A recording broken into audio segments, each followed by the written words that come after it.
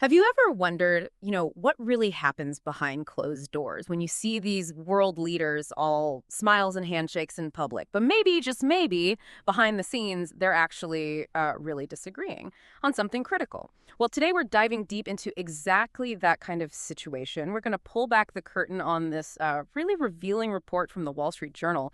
It digs into some pretty intense private frustrations reported between former President Donald Trump and Israeli Prime Minister Benjamin Netanyahu.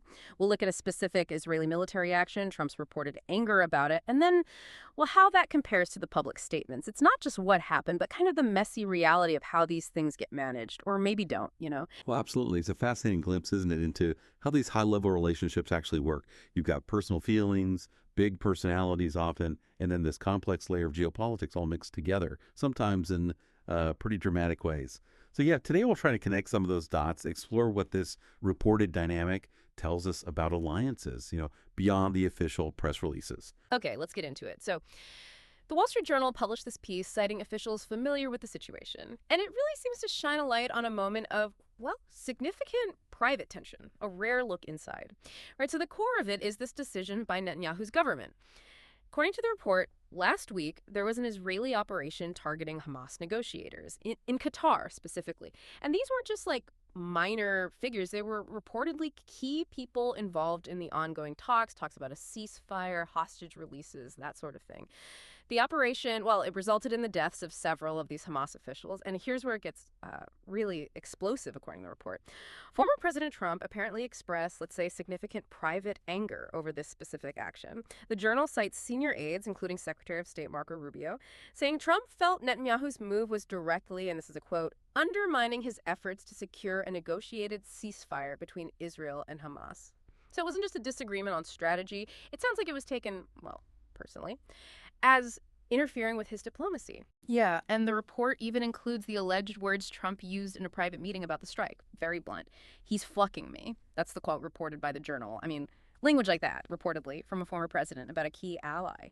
It speaks volumes, doesn't it, about the level of frustration. It really does. And what's fascinating there, if we dig in a bit, is the reason for the reported anger. It wasn't necessarily presented as being about the strike itself, its morality or strategic value, at least not in this telling. It was about the impact on his personal diplomatic project, the ceasefire he was trying to broker.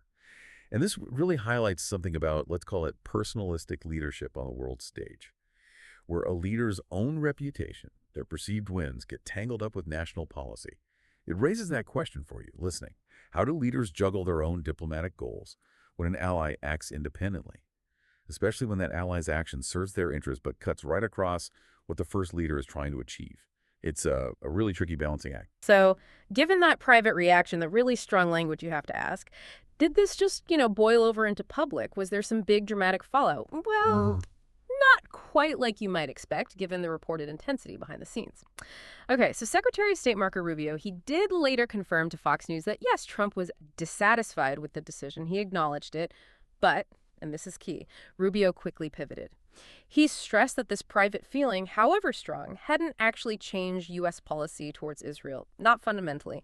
He said, we're going to continue to be strong allies and partners, and then added, as the president said, he wasn't happy with the way things went down. That doesn't mean we're going to start being their partner and their ally. That's a classic diplomatic tightrope walk, right? Acknowledge the unhappiness, but reassure everyone the alliance is solid.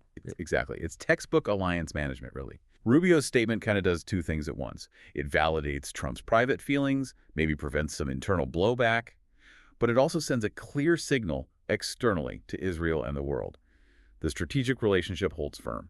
That quick shift between the private complaint and the public solidarity, that's crucial in these complex relationships. It's about maintaining stability even when things are rocky internally. And then the Wall Street Journal report adds another layer and talks about Trump's direct calls with Netanyahu after the strike. And this part is just, well, it's something else. He reportedly had two different phone conversations. In one call, he apparently let Netanyahu know he wasn't happy, voiced that displeasure we talked about. But then, in another call, he reportedly congratulated the prime minister on the mission's success. Wow, the same mission. Apparently so. One call expressing anger, another offering congratulations. It's quite the diplomatic maneuver. That's quite something. It really speaks to the compartmentalization required. And wait, there's more. To sort of round out this picture, Trump also reportedly called Qatari leaders, specifically to thank them for their role in the mediation efforts, the very ceasefire talks he reportedly felt the Israeli strike had undermined. So it suggests he was still pushing that diplomatic track, even while dealing with this friction with Israel. Okay, so if we pull all that together, Mm. what are we seeing? It's like a masterclass in navigating complexity, maybe. You've got this intense private anger on one side, the feeling of being personally undercut, and on the other, public reassurance, maintaining the alliance, even offering congratulations for the very act that caused the anger, plus keeping the diplomatic channel open with Qatar. It really shows that constant tension, doesn't it, between immediate gut reactions, the need to keep strategic alliances going, and pursuing those broader goals. Leaders often have to wear multiple hats, sometimes in very quick succession, playing different roles for different audiences. It's a remarkable display of, well, political juggling. So after all that, what does it actually mean for the relationship between Trump and Netanyahu? Because despite the reported anger, the strong words, the story, according to these sources, isn't really about a public split. It's more complicated. Yeah, officials told the Journal that even with the frustrations, Trump doesn't actually want a public fight with Netanyahu. He reportedly still feels close to the Israeli leader, which suggests that maybe the underlying strategic bond, or perhaps that personal connection, runs deeper than these moments of anger. It's seen as too important to break. And that's echoed on the Israeli side, too, it seems. They were quick to downplay any rift. A senior Israeli official just dismissed it, called reports of a serious disagreement fake news, that classic dismissal. Right. And Omer Dostri, a former spokesperson for Netanyahu, insisted the two leaders are still very, very tight. He really emphasized the strength of their personal bond. Makes you wonder, of course, how much is the real feeling versus, strategic messaging. Well, it does raise a big question for anyone watching international relations. Just how resilient are these alliances? Especially when you see such strong personal disagreements, serious friction on policy. What this seems to suggest is that, yeah, sometimes those underlying interests, strategic alignment, shared views, history, they can override the personal clashes. The public appearance of unity is maintained, even with turbulence underneath. It suggests both sides see the partnership itself as vital, more important than the immediate argument. And it's important to remember, this isn't exactly the first time we've heard reports of this kind of tension between them. It's not totally out of the blue. We should probably recall, for context, back in 2021, that's when Trump publicly criticized Netanyahu, remember, for congratulating Joe Biden after the election. Oh yeah, that definitely made headlines. It did. Trump called Netanyahu's congratulatory message a terrible mistake in interviews with Barak Ravid from Axios, and reportedly he used an expletive directed at Netanyahu back then too. So there seems to be a bit of a pattern here, doesn't there? This kind of private, colorful frustration popping up. That pattern is exactly what's insightful, I think. You see this recurring dynamic.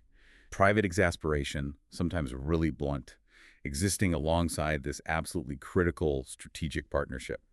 Knowing about that 2021 incident helps frame this latest report. It suggests these intense personal reactions might be, well, almost a feature of their specific relationship, not necessarily a sign that the whole thing is about to collapse. It shows how personal feelings get woven into these big alliances, complicating them, yes, but not always breaking them. Maybe they've learned how to navigate it, knowing the bigger picture matters more. So this whole deep dive, it's really given us a fascinating look into that world of high-stakes diplomacy, where private anger, even that really raw frustration, can somehow exist side by side with public support, even congratulations.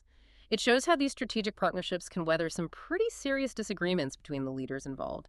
It reminds you that the official statements we hear, they often mask a much more complex and, well, frankly, more human drama playing out off stage. Absolutely. These sources give us a rare peek behind that curtain.